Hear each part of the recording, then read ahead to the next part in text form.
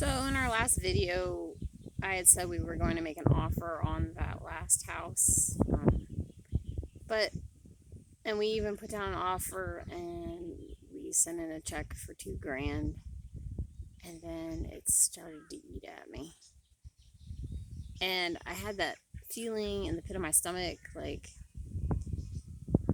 that something wasn't right, and I had had this feeling years ago when I bought a house I shouldn't have bought, and within 2 years I regretted it. And I swore to myself if I had that feeling again, I was not going to follow through with it. So this time we talked it over. Matt felt the same way.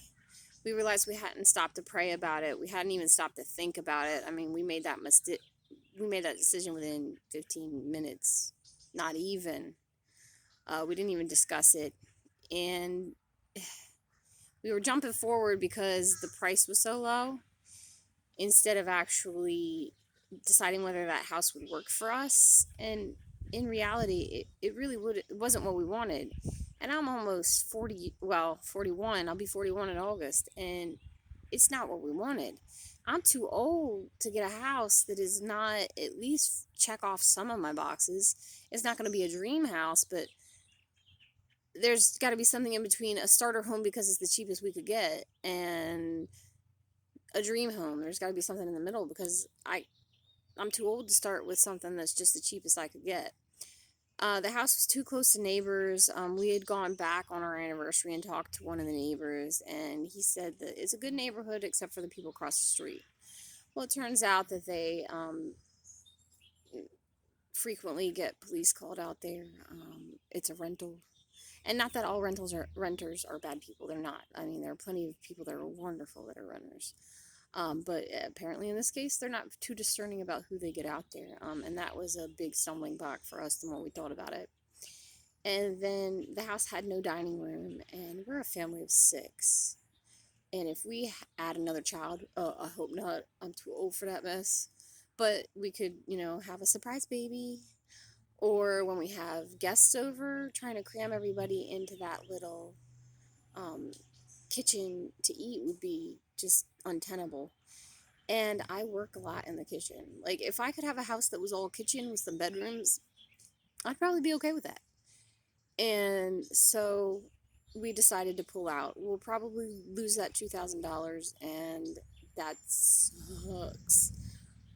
But it's better than ending up in a house we did not want that we had only jumped on because of the low price. So you all can look forward to more videos about houses that we go to look at.